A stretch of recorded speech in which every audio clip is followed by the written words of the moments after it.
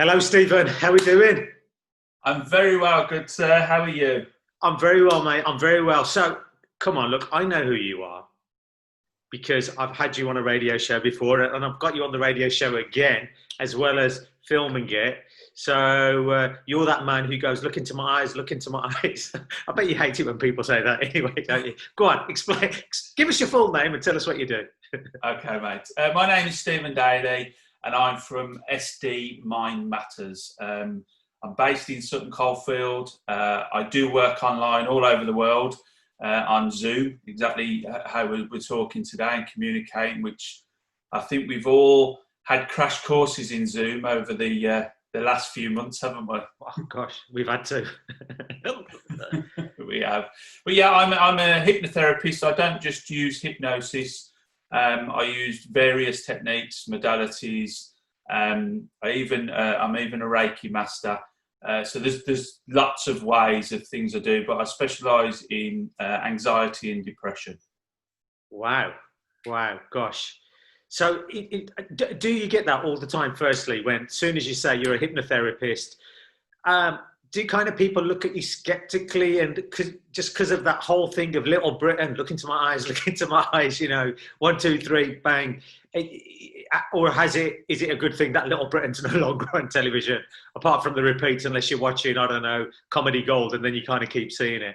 But is it a difficult thing to kind of move away from that perception? Yes and no. Some people, believe it or not, don't have any perception of what hypnosis is, and then other people have their own perceived idea because of Little Britain, because of different things that they've seen, stage shows. They think it's fixed, and it's not fixed. It's, you know, they are just people that are very susceptible to hypnosis. The popular belief is that, oh, I can't be hypnotized. Well, everybody can be hypnotized if they want to be hypnotized. That's the key. I can't hypnotize anybody that doesn't want to. You can't control anybody. Yes, you can use language patterns to get people to go in a certain direction, but it's basically it's a set of things that you do to get somebody from this point to this point. So you're talking to the subconscious, but there is that. If I had £1 for every time somebody had says you're not going to make me cluck like a chicken, I'd be a very wealthy man now. I bet as soon as they say that, you go, right, I want to make you cluck like a chicken and then moo like a cow. Yeah. in fact, I'm going to go through old McDonald's farm just for you, just to really wind you up. But so is there that whole thing with hypnosis generally, though, that people, they have to be willing to get hypnotized? It's that thing of say I had something where I don't know, say I smoked and I just wanted to give up. Okay, I said something there. I want to give up. Yeah, because I could quite have said I don't want to give up, but I want to see if you can stop me from smoking. I bet you get that as well, don't you? At the time, is it? But is coming back to the point I was making? Is there that thing of I've got to want to do it? Yeah, without shadow. It's like everything in life, isn't it? I only guide you to that place. I don't do anything else. I just guide you to a place where you can make change. But smoking is a typical example. So if I actually do, what I do now is I ask the reasons why they want to stop smoking. And if they said the wife or the husband is on at me and I've got to do this for that reason, I won't. I'll just say no. I can't help you, because that's not the reason. It needs to be health, financial. Usually, health is the most important one, because you've got to want that change. And if you don't want the change, you're not going to get the change. It's as simple as that.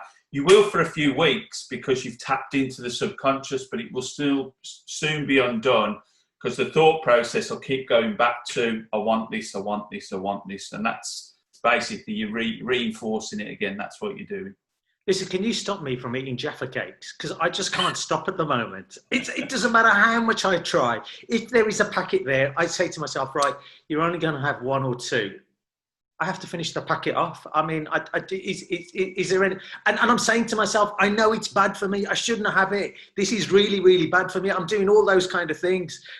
But I still finish the packet off, because once I've had that one, it's like, oh, I've got to have another one. But is that because of its reward, or is it because you weren't allowed to as a child? I mean, it depends how deep you want to go into this. But I'm going to blame my parents. Yes. To be fair, all joking apart, that is and you're probably the same, brought up the same. You know, unless you finish all your dinner, you're not having a pudding. And there's thousands of kids starving in the world, so you need to eat all of that food.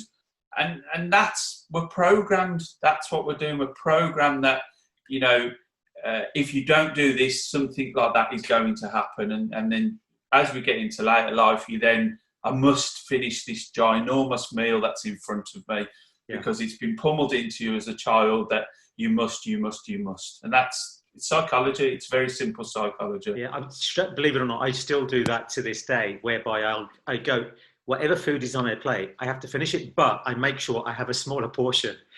In that sense, because I hate wasting anyway. It's kind of part of me where, you know, that whole thing of, well, why put it on my plate if I'm going to just throw it in the bin? Because it's another mouth that can be fed. And, you know, I'm not that where I want to take it back off my plate and go, here, mate, you have it.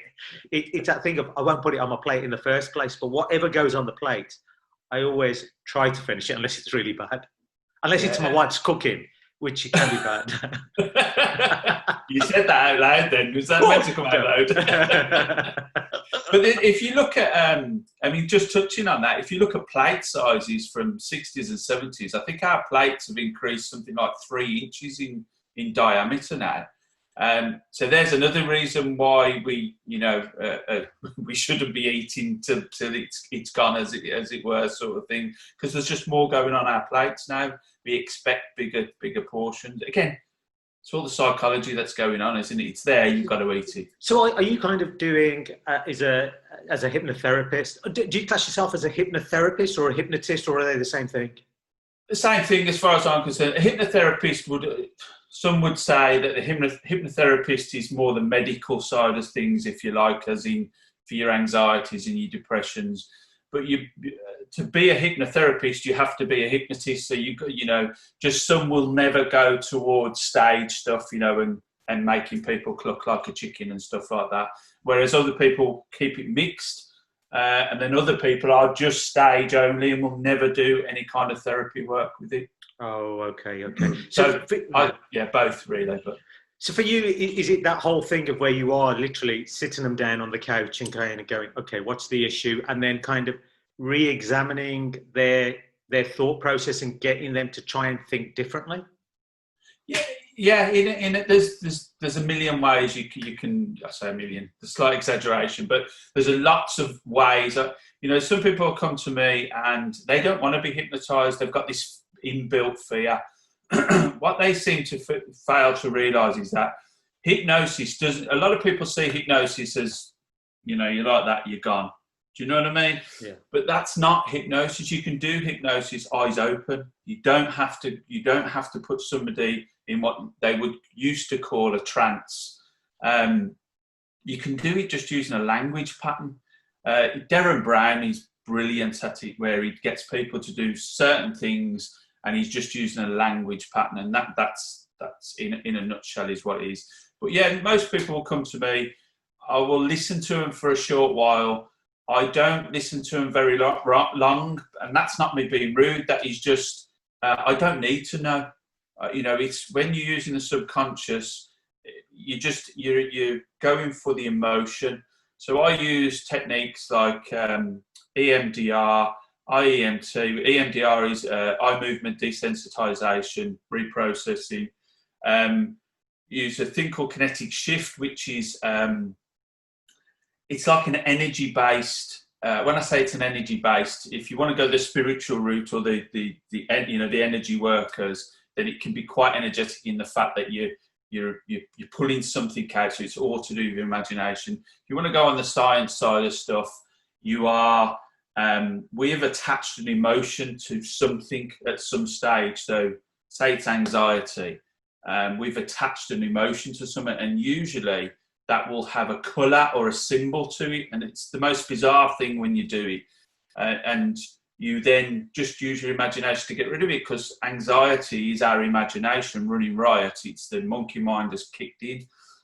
So I use all these different things. So I don't have to always use hypnosis, But I always say hypnosis is the superpower, because you are tapping into the subconscious, it does everything. It looks after us permanently. Unfortunately, it gets a little bit confused along the way, and sometimes it will attach emotions that don't need to be there. And my job is, as I say, I'm a facilitator in getting you from there to there and making the right decisions. Are you kind of more in terms of the end product? Because you're not going to say that, because you're not a psychiatrist, or am I wrong in terms of saying that? No, I'm not. No, yeah, not So where you're kind of going, okay, what's your problem? You want, or what do you want help with? Whether it's anxiety or depression, you go, okay, what I can tell you is these are the tools that you can use to try and help you overcome those particular issues. Is that fair? Yeah, in a nutshell. So I will do. Let's use the MDR and the point I was making was that you don't go into that whole kind of depth and in going back in time into history and kind of going, okay, maybe we need to look deeper into this, and let's look in terms of how you were brought up, what your family was, or do those still play a factor? I still do that. I will do. It depends. It's a hard one to call it. It depends what I'm being given in front of me. So okay. I will use regression, which is when you go back to a part in time. I'll use what they call parts therapy, which is we associate a part of us for each thing, if that makes any sense. So you communicate with the part that is controlling smoking. Is why do you want to smoke? Let's use the part that is driving you to smoke, because again, we keep using smoking. It's probably the best analogy here, but a lot of people go, oh, I'm addicted to smoking. You're not addicted to smoking. It's a habit. Nicotine can be addictive, but it's not addictive like alcohol or heroin, because you can give it up from right now this second, and all right, you'll feel down, you'll get sweats and stuff like that, but in 24 hours time you won't have any of them symptoms. You just have that craving, or that feeling that it's the want, because your brain is going, we need this. So that's sort of where that goes, if that makes any sense. Yeah. So yeah, that's where we're trying. Again, it's about changing people's perceptions and minds on what is and what isn't. I think that's what I'm sort of trying to get to there. Mm-hmm. And with so what kind of thing do you tend to get mostly people coming towards? I mean, could you help somebody with memory? I mean, can you really help somebody with their memory, or is that? I know you talk about imagination, because imagination plays a big, massive role in terms of what people are encountering. I don't know whether I've shared this story with you before. Many years ago, I always used to feel that, your mind does overtime, where I was sleeping in bed, that there was somebody at the end of my bed. Yeah, it wasn't, the wife was next to me, so it wasn't her, So I was just like, okay, and I'd get up in the middle of the night and I'd be like, oh my gosh, I could see a shadow or something like that. And I was chatting to my friend and she said, oh, I've had a similar thing. And I said, well, what's that? And she said, oh, when I have a shower, the shower goes on and off and it just messes around. And she said, but what I realized was, if I tell the spirit or ghost to go away, it goes away. And she went, just tell the spirit or ghost to go away. And I'm not joking. I mean, this is going back many years ago. I did that and it went away. And for me, I don't know whether that was some kind of recourse for me to help me do that. But is it as simple as that? Or it can be. If you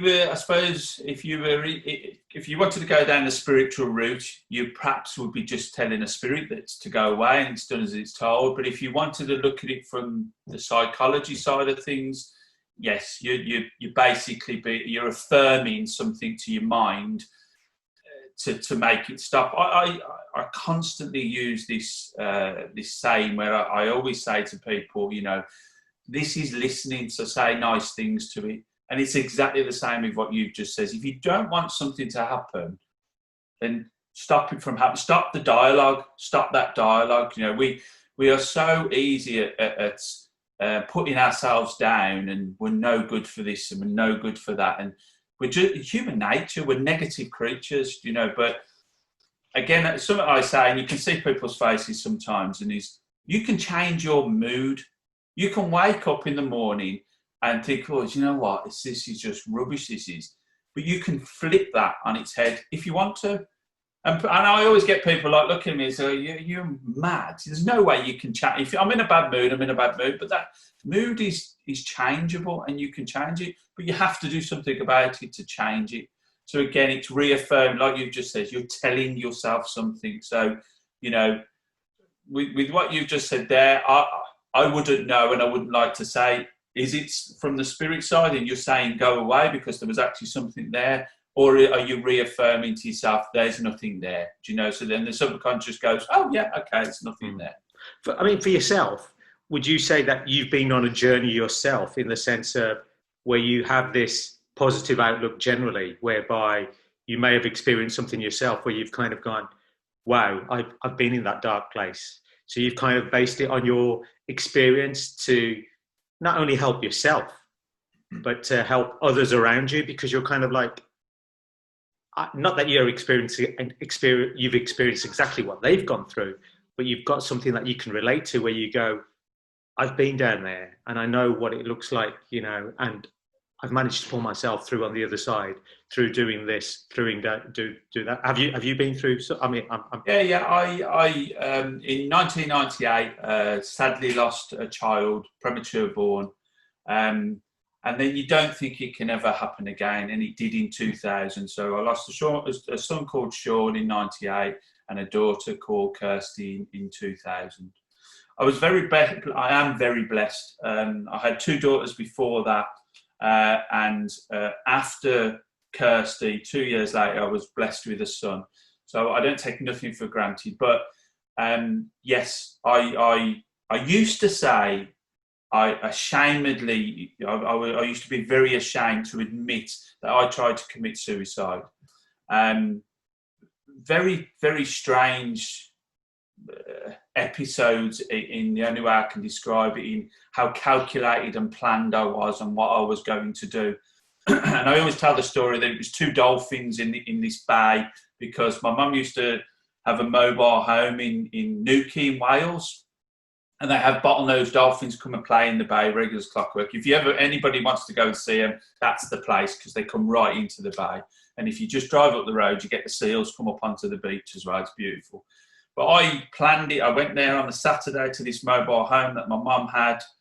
And then I was ending my life on the Wednesday, and that's how calculated I was about it. It was, you know, why wait? Why go there on the Saturday and then it to do on the Wednesday? I couldn't tell you why and how I thought like that, but that was what it was. And I went down and I sat on a bench that I've sat on with my kids before, and I've got some chips from the chippy that was up the road. And this was like my last meal, if you like. And so I'm there and I'm watching these dolphins play, and it's still all planned in my head of what I'm going to do. And then I watched the dolphins, and in that split second, I just thought, I can't wait to tell the kids this. And that was that moment, that light bulb, and don't get me wrong, I had a lot of years of finding my way back. I wasn't a hypnotist then. I wasn't in any kind of therapy. I did have counselling, 8 sessions or so sort of thing.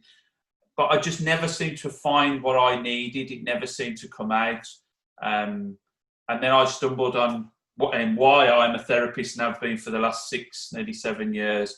And it's because I stumbled upon hypnosis, self-hypnosis, and then I then went on to become a hypnotherapist because I was so fascinated by it.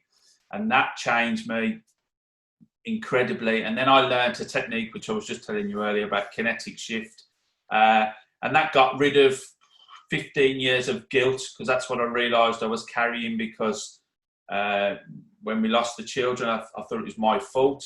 I didn't grieve because I had to keep everything together, and typically male, and from that background of being a male, you can't cry, you can't show weakness, because that's what I thought that's a weakness, you can't let that show. And something that always sticks in my head, which is like the most bizarre thing, but it sticks there, and I'm sort of glad it does, really, because it helps me explain a bit more. If you imagine 1998 and I'm burying my son and a coffin that's this big, and I refuse to cry. I mean, you know, and I think about it now, and I'm like, why did I refuse to cry? And because I thought it was a weakness. And that's bonkers on its own, you know. And when I always joke now, I cry at everything now. I literally cry at everything. And it's like, and I'm proud to say that I can cry. You know, I'm not afraid of letting emotions out anymore, because I've realised that it's utter rubbish. This, you've got to be strong because you're a male. You've got to do this because you're a male. It's silly. It's absolutely silly. And I realised that almost destroyed me. It almost took the father off their kids, you know, a son to my mum, you know, all these things that I nearly took away because I didn't think I was good enough because of all this guilt. And all that guilt stemmed up to me because I didn't know how to get it out into the world, you know what I mean? And somebody guide me, what do I do? But Kinetic Shift, literally, within 20 minutes, I'd let go of, like I say, 14, 15 years of guilt. So incredible on how it can change you. And then that was me. So that I learned that about 2 years after becoming a hypnotherapist. I learned that, so it would have been about 4 years ago or so now, and just completely turned my whole world up the other way, and I became this super positive person, and you know, everything changed completely. Well, thank you so much for sharing that story. Obviously, I'm sure there's still emotional elements there, but at the same time, what you've got is this whole positivity about yourself. So are you telling me that you never get worked up about, you getting worked up is a totally different, you don't get down about things, or what you do is, if you're aware that you're down, do you suddenly go, I need to shift things mentally to get into that positive state of mind?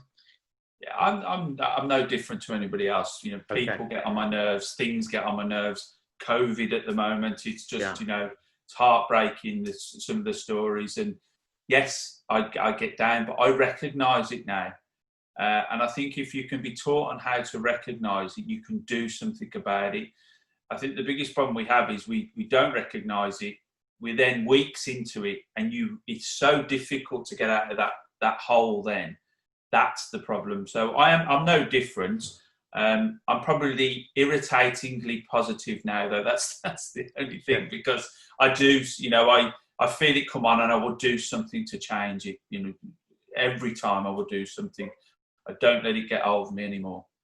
Which is wonderful. It's brilliant. I mean, you touched on it there. Obviously, with coronavirus lockdown, many people are going through this anxiety, depression. You can't meet your family, you know, your loved ones, whether it's your parents or your brothers or your sisters or your cousins or your nephews or friends. So, I mean, how would you say, what can you do? I mean, can you do any kind of mental shift as such, or is it a case of, well, look, the reality of it is you can't. You've got to stay in your house. It's a bubble, and the only people that you're allowed to go out with are your family. Okay, that's in a restaurant. You can meet others outside, but what's your answer to that? My answer is yes. Everything can be changed. Everything. You know, even people that are living alone right now, this second, it can be changed. You know, there's simple measures, and it's a very underestimated measure. And the first thing is to breathe. That's the most important thing in the world. It's been talked about for centuries by Buddhist monks, but breathing is one of the most simplest ways to bring everything back down to earth. That's the first one. Getting outside is the second one. You know, and okay, we keep talking about lockdown, which sounds like you've got to stay in your house. You know, and if you are unfortunate and you have to shield, then I understand that, but you can still go for a walk, you can still get out, you know what I mean, go outside, even if it's, you know, I know there's people lives in flats or people are not able-bodied sort of thing, but they can still get to an outside area and just notice stuff. I get clients, and I ask them to notice what's in my garden. I have a lovely garden now, and it's, you know, it's all sort of around the Japanese theme sort of thing. I keep koi carp and that, and I ask them to notice things, and it's amazing. You know, I can look out my window and notice, like, the first thing I notice, I've got this beautiful acer tree, and it's so intricate, the detail of the leaf is, and they don't notice it. They don't notice anything. They're just going, oh yeah, it's outside, and then I go, no, I really want you to look. And what happens is that within talking to them a few minutes that they've actually looked at something, they haven't thought about that moment, that depressing thing, that anxious thing. They've completely changed that mind. And okay, it's only a minute. So what happens if tomorrow we do it for 2 minutes, and then the next day we do it for 3 minutes and 4 minutes? And then the effect of that, or the long-term effect of that, is that we quieten down what we call the monkey mind, which is what's controlling the emotions, these feelings of the world is ending, the feelings of anxiousness about going back outside, about going to the shops, about wearing masks. So we can change all that, but it's like everything, we have to work at it. There's no magic cure except for hard work, but we seem to, as a human being, we work hard at being anxious, we work hard at being depressed, and I may get shut down for that, for saying that, because I don't want it to sound like I'm belittling people's depression or anxiety. I've been there, I've had it, but it is changeable, and and I offer a lot of free help, and I'll have people sit in front of me and say that they can't be changed, and exactly what we said at the beginning of this with hypnosis: do you want to change? And if you want change, you can have change. But if you turn around to me and go, oh, you can't change me, the world is a terrible place. Well, yes, we all know it's not a great place, but equally, it is beautiful. There's a whole new world on that side of it's not of a great place, but we have to look for it. I think that's the key. And you have to want the change. That is the most important. So, yeah. I assume it's that thing, isn't it, whereby what you do is you kind of use all your senses, where you kind of go, what can you see, what can you hear, what can you smell, what can you touch, what can you feel, all those kind of things. Yeah. Just kind of going through it, just so that, again, it's because, as you say, because of muscle memory, it's so ingrained that you do this all the time that it takes a while to change it back the other way. Yeah, it's habit, isn't it? It's habit. Yeah. And like I said, if you look on the psychology of human, we're naturally negative, and that's something you do have to work against. Do you think there's also that element of not with everybody, but sometimes with anxiety and depression, that if you show that, especially in today's world with things like social media, you suddenly get more attention indirectly? So it's that thing of people kind of do it, and then it becomes a habit because suddenly everyone's going, are you all right? What's the matter? And they're suddenly getting that attention. I mean, if they come off social media, then they won't get the attention. But is it a bit of a catch-22 situation for them, or is it? Yeah, I think you're right. I think, it becomes a label, doesn't it? Again, it's a deal I always have with my clients. So a typical example is somebody sits in front of me and they'll tell me GAD, general anxiety disorder, they've been diagnosed with depression, they've been diagnosed with anxiety, they've been diagnosed, and I'm like, stop. And I just stop. While you're sat in front of me, you are Bob, you are Mary, whatever it is. I don't want to know about your labels, because that's what they are. They're labels.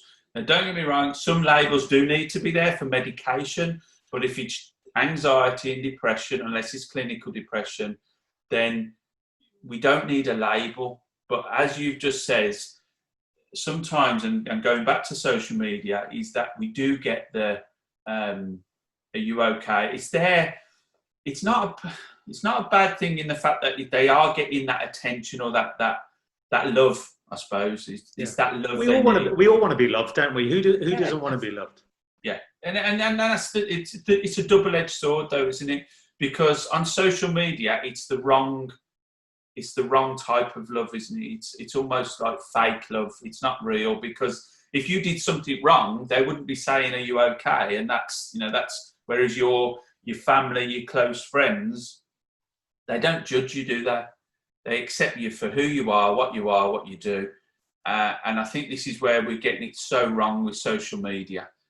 Social media, it's, I watched that, there's a program, isn't there, on, I can't even remember the name of it now off the top of my head. There's a Is program on it. Netflix, the social media Social experiment. Dilemma or something like that, yeah. And I watched that, and even the guy that invented the blue tick, the like on thing, he invented it because he thought it was a lovely, lovely thing to do. But instead, the adverse or the opposite effect to what it had was, so you get 100 likes for posting a picture of yourself, and I only get 10. Why has Vimal got that? That's not fair. And mate, trust me, it wouldn't happen. It'd be the other way around. You'll get the 100. I'll get the 10, mate.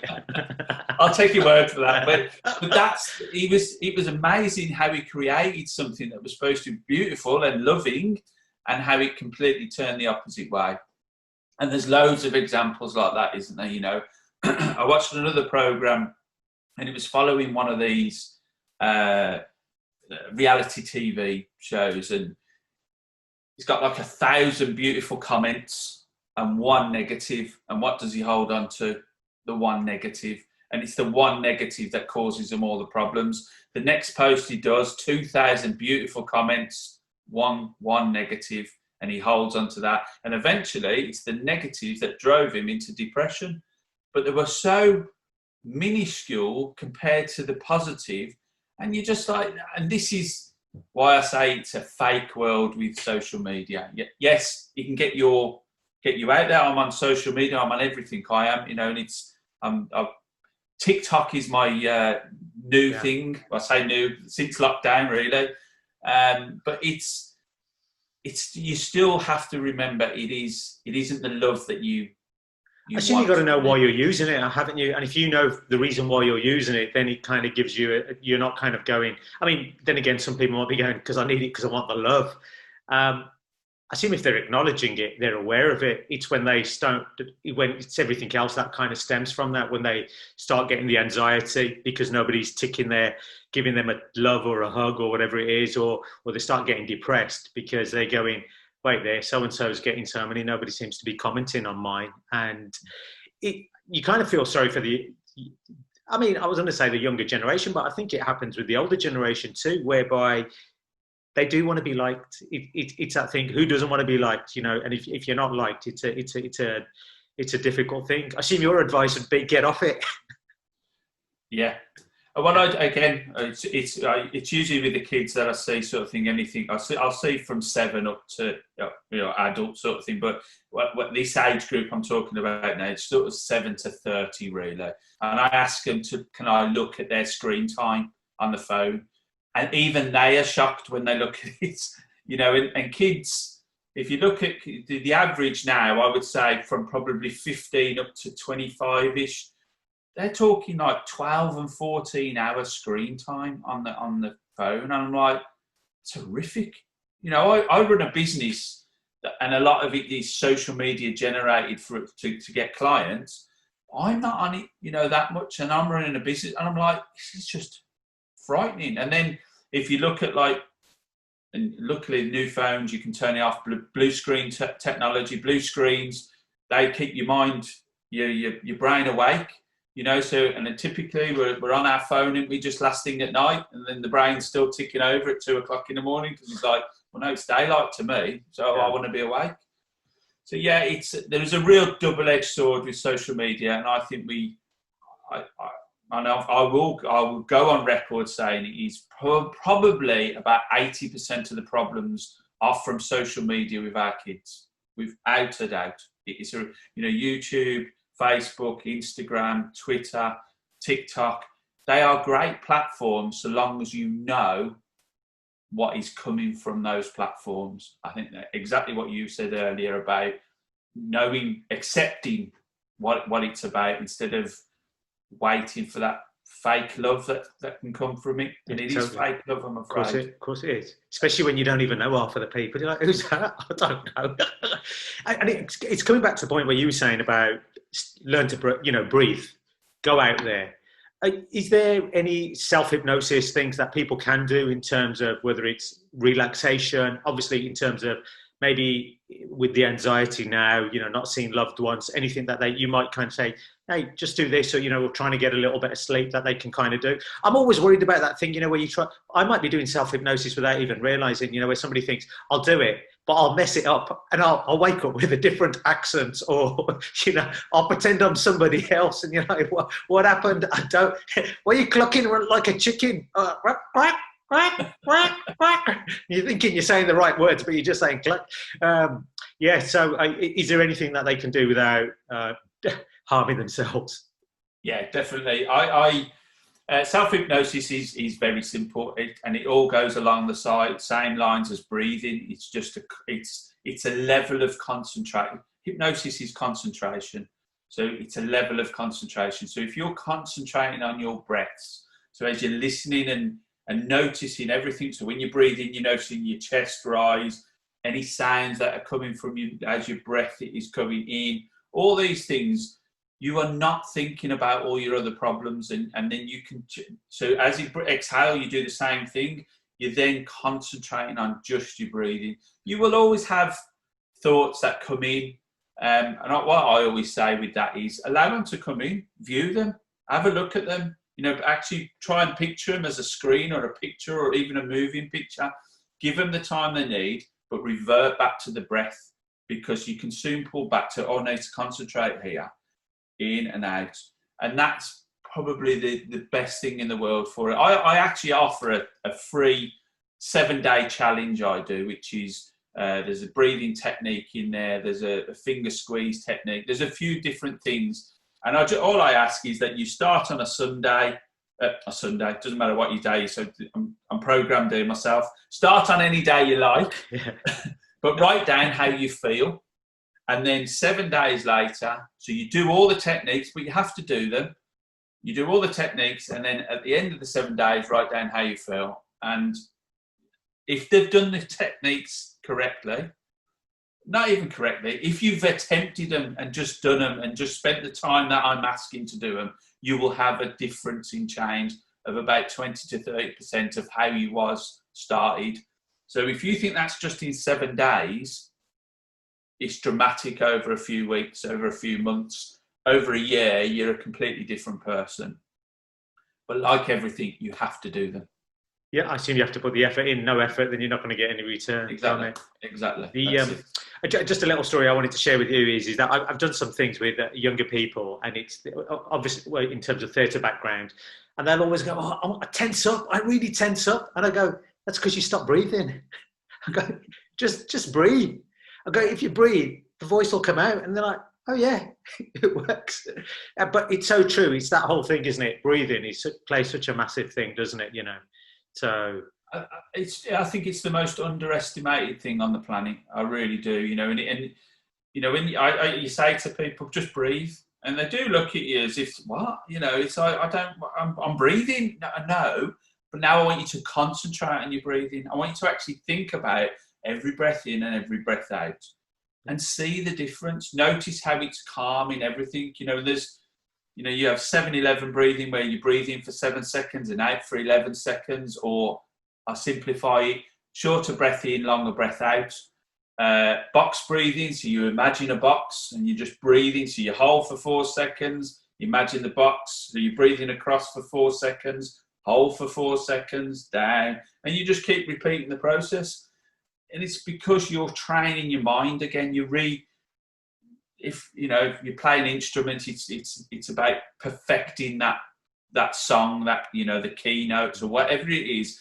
It's the same thing, but we've forgot how to breathe, as silly as it sounds. And from what you've just said, I assume it gives focus as well, doesn't it? Because suddenly what you're doing is you're kind of going, I'm doing it for 4, I'm exhaling for 4, I'm inhaling for 4, and you're kind of suddenly getting into that rhythm and pattern and going, well, I can do it, and then you can extend it if you want to do it for longer and what have you.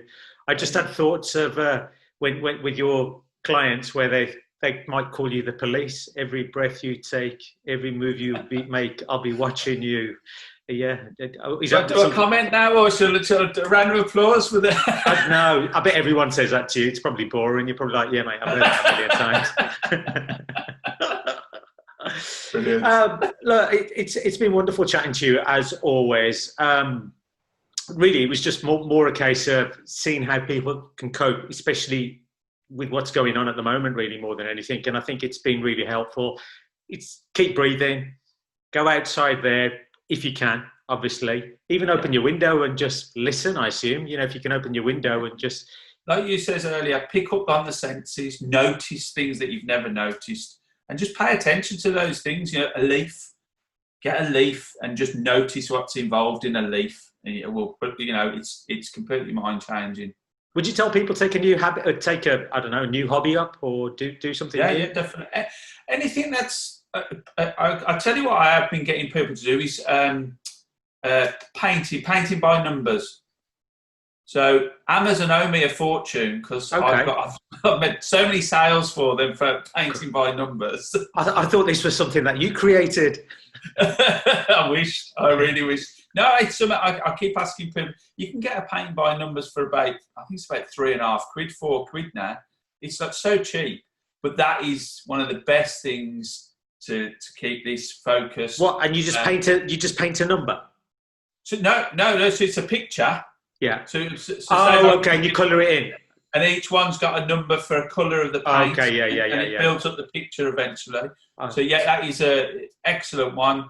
And another great one is to write down your feelings. So to diarise every day and write down your feelings. At the end of the week, have a look back at it, and it makes it real. I think that's what I'm getting at. It makes it real. So it's another good way of changing your thought process. And I assume at the same time, if you've kind of written down how you're feeling and then writing down what you want to, does it become a bit of a self-fulfilling prophecy in that sense of where you're kind of going positive, you know, happy, you know, that whole kind of thing of where if you've got that as well, suddenly you're kind of achieving that?